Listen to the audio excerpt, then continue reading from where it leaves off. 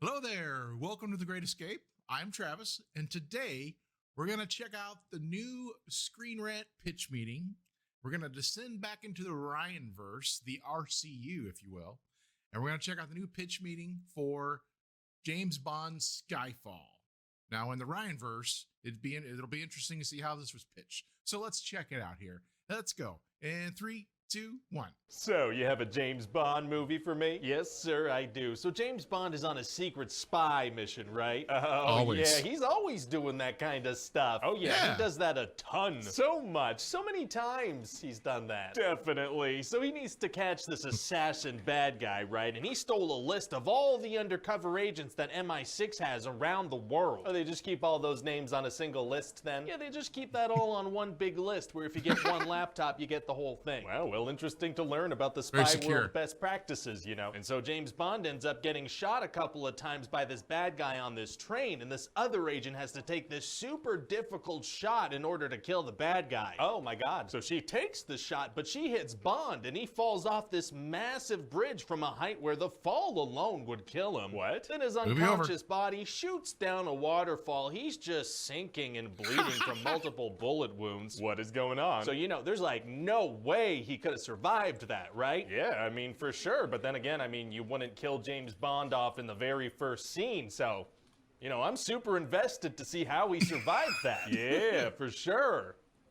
So anyway, later James Bond is kind of just hanging out, chilling, you know, kind of retired. Wait. How did he get out of the situation where he was unconscious and bleeding and underwater? Well, we're gonna have this amazing opening title sequence, right? With music from Adele, right? So, he figured something out while that was happening, I imagine. But how? Listen, sir, there is an Adele music video taking up the screen for several minutes, so we can't know what's going on behind there, you know? Wow, well, okay, all right. So anyway, after about a year of just hanging out, MI6 blows up and Bond hears about it, and also that somebody's mad at M. Uh-oh, she's from the other movie. So he goes back to London like, hey, what's up? I'm back. Don't worry about how. And so what does he do to help? Well, he pulls some bullet fragments out of his body from where the bad guy shot him, and he has MI6 analyze them. Okay. And it turns out this is a super special kind of bullet that's only used by like 3 people around the world. Oh, wow. Well, thank God the professional assassin used bullets that can be specifically traced back to him. Yeah, maybe that's something a professional assassin would do. So Bond gets to this guy and he kills him. Oh man, so he doesn't have a lead anymore? Well, actually, this guy had a super secret assassin poker chip on him, so that leads Bond to a casino. Jeez, that guy loved leaving breadcrumbs. Sure seems that way. So Bond goes to this casino along with that other agent, and during the mission, he kind of plops his earpiece into her drink. Oh, why would he do that in the middle of a mission? Cut off communication. Because how cool is that? It's pretty cool. Anyway, so then Bond meets this woman who's like a prisoner, kind of, and she leads him to the bad guy of the movie, this guy named Silva. And how does that go? Well, see, Silva forces Bond at gunpoint to shoot a glass off of this lady's head. Oh. But he misses, so Silva shoots her right in the face. Oh my god, well, there was nothing Bond could have done, you know? He had a gun pointed at him. That's right, exactly. So then Bond fights his way out of the situation, and a bunch of helicopters show up. He couldn't have done that like a couple seconds earlier so that woman wasn't shot in the face? Nope. Oh, okay. So they put Silva in a glass cage, which is what you do when you catch a villain halfway through the movie. That does seem to be standard procedure. Yeah, and just like any villain captured halfway through the movie, he wanted to be captured. It was part of his plan. Oh, he did? So what's his plan? Well, see, Q plugs Silva's computer into the MI6 computer mainframe, which hacks it and sets Silva free. The tech expert just connects a bad guy's computer into the secret spy computer network. He does, yeah. So that opens Silva's cage up, and he takes out 2 guards and escapes through the tunnels. Okay. So Bond starts chasing Silva, but this guy has this whole thing planned out to a T. He has some of his men hand him a cop disguise in the subway. How? And after this super long chase, Bond catches up to Silva and starts shooting at him, but Silva's like, whoa, whoa, whoa, whoa. Well, why would he stop? Well, I just told you. Silva said, whoa, whoa, whoa, whoa. I guess that's convincing. So then it turns out Silva had planned this whole thing too, and a big train crashes right through the tunnel right at that moment. What? And then M is at this hearing thing, which was also part of Silva's plan, so he bursts in with a gun, and he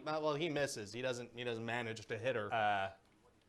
Okay, what's wrong? What's up? I mean, that just sounds like a super convoluted plan based on things he couldn't possibly know or time. Don't know what you're talking about. Well, I mean, what if Q hadn't plugged in the laptop? Or what if he plugged it in like 45 minutes later? Well, yeah. If Q had to go to the bathroom, the plan wouldn't have worked. Yeah, but no, it was all planned. He knew that Q had already pooped that day or was going to poop later. Yeah. And if at the end the plan was to just burst into M's hearing, why not just do that part? Like, why do all the other stuff? Why get captured? Well, see, he wanted to know where M's hearing was. That's public information, though, I think. Listen, sir, the thing is, it's gonna be a very cool sequence, so I'm gonna need you to get all the way off my back about it. Oh, I didn't realize it was gonna be cool. Okay, let me get off of that thing. Okay, thanks. So now Bond has to bring M to safety, and he has to assume that all the MI6 channels are compromised. So what does he do? Well, he brings her to his childhood home in Scotland and has Q lure Silva there. So do Bond and M go with a bunch of people kind of off grid with a bunch of guns too?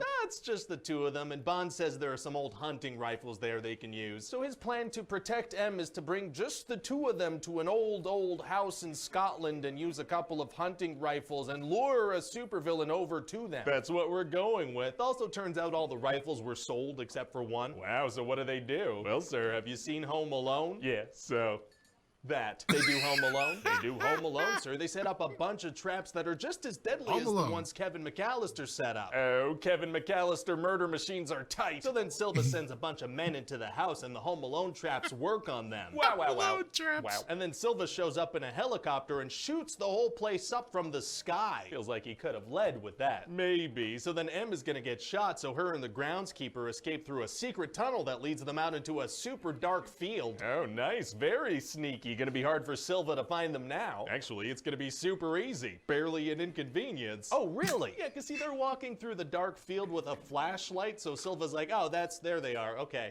So then Bond manages to kill Silva, but M dies too. Very sad. And so that's about it. What do you think? Oh, it sounds like a pretty good time, you know, but people didn't really like the last movie, Quantum of Solace, and it didn't make a ton of money. Yeah. So I'm just kind of like, you know, are people really gonna come see another Daniel Craig James Bond movie? Well, maybe we could try spending like $100 million on marketing. Oh yeah, that might work. Let's try that.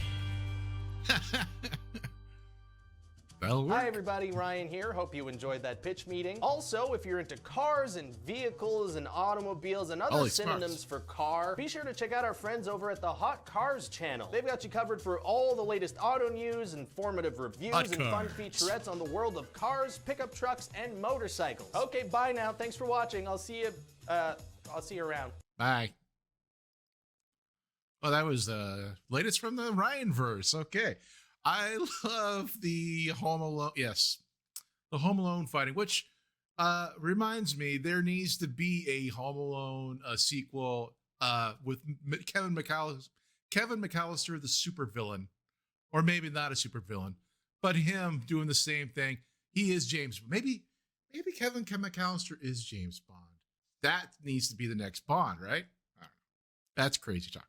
Love the latest Screenrant pitch meeting from Screenrant. Thank you so much for watching. Go over and check out all the pitch meetings at the Screenrant YouTube channel. You're gonna love it if you've never seen it, but it's awesome. Highly recommend. And anything from Ryan George, of course. So, well, thank you so much for watching. Thank you so much for watching, and thank you for watching The Great Escape.